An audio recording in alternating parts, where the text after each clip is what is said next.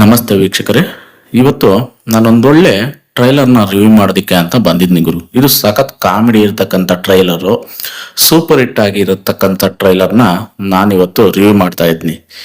Comedy ಶೋಗಳ ಮೂಲಕ ತುಂಬಾನೇ famous ಆಗಿರತಕ್ಕಂಥ ನಟ ಗಿಲ್ಲಿ ನಟನ ಒಂದು ಹೀರೋ ಆಗಿ ಆಕ್ಟ್ ಮಾಡಿರ್ತಕ್ಕಂಥ ಚಿತ್ರ ಸೂಪರ್ ಹಿಟ್.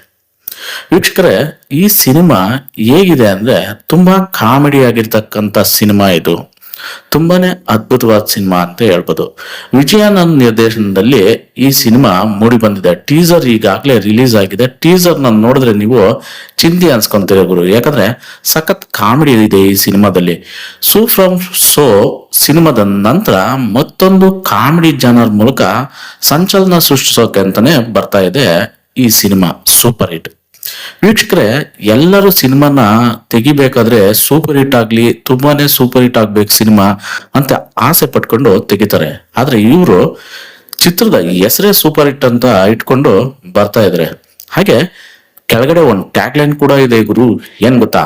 ರನ್ನಿಂಗ್ ಸಕ್ಸಸ್ಫುಲಿ ಎಂಬ ಟ್ಯಾಗ್ ಲೈನ್ ಕೂಡ ಈ ಸಿನಿಮಾಗೆ ಇಟ್ಕೊಂಡು ಬರ್ತಾ ಇದಾರೆ.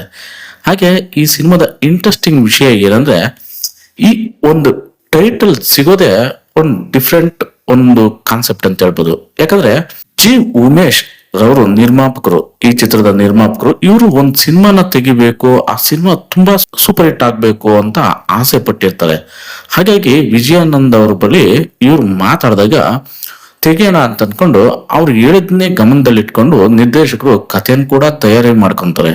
ಆದ್ರೆ ಸಿನಿಮಾ ಕತೆಗೆ ಏನ್ ಟೈಟಲ್ ಇರೋದು ಅಂತ ಅನ್ಕೊಂಡಾಗ ಜಿ ಉಮೇಶ್ ಅವರು ಆಸೆ ಪಟ್ಟಾಗೆ ಸೂಪರ್ ಹಿಟ್ ಆಗ್ಬೇಕು ಸಿನಿಮಾ ಅಂತ ಅನ್ಕೊಂಡಿರ್ತಾರೆ. ಹಾಗಾಗಿ ಸಿನಿಮಾ ಕೂಡ ಸೂಪರ್ ಹಿಟ್ ಅಂತಾನೆ ಹೆಸರಿಟ್ಬಿಡ್ತಾರೆ. ಹಾಗೆ ಫ್ರಮ್ ಸೋ ಚಿತ್ರಕ್ಕೆ ಸಿಕ್ಕಂತ ಅಭೂತಪೂರ್ವ ಬೆಂಬಲ, ಹೊಸ ಹುರುಪು ತುಂಬಿಕೊಂಡು ವಿಜಯಾನಂದ್ ಅವರು ಈ ಚಿತ್ರನ ಕಟ್ಕೊಟ್ಟಿದ್ರೆ, ತುಂಬಾ ಭರವಸೆ ಹೊಂದ್ಕೊಂಡು ಈ ಚಿತ್ರನ ಕಟ್ಟಿದ್ರೆ.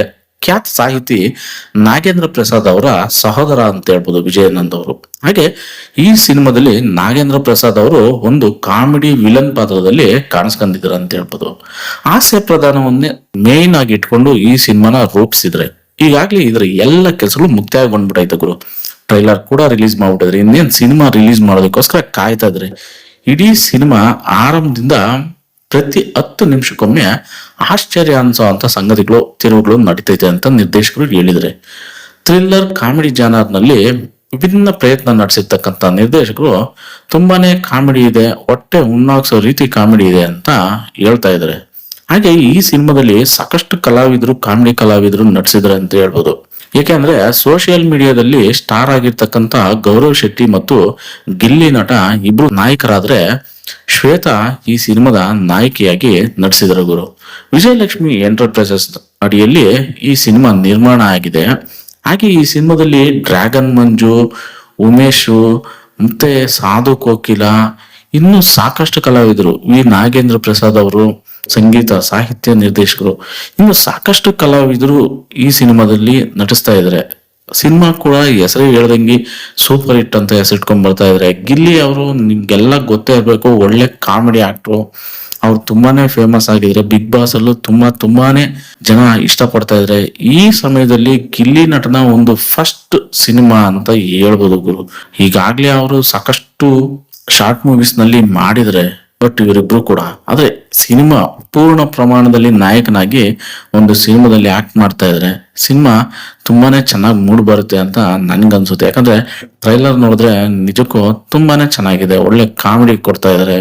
ಒಂದು 2 ಗಂಟೆ ಸಿನಿಮಾಗೆ ಹೋದ್ರೆ ಒಳ್ಳೆ ಮಜಾ ತಗೊಂಡ್ ಬರ್ಬೋದು ಗುರು. ಕಾಮಿಡಿ ಹೊಟ್ಟೆ ಉಣ್ಣಾಗೋ ತರ ನಕ್ಕೊಂಡು ಎಲ್ಲಾನು ಮರ್ತು ಬರ್ಬೋದು ಅನ್ನೋದು ನನ್ನ ಅನಿಸಿಕೆ. ಸೊ ಹಾಗಾಗಿ ಈ ಸಿನಿಮಾ ಚೆನ್ನಾಗಿರುತ್ತೆ ಅನ್ನೋದು ನನ್ನ ಆಶಯ.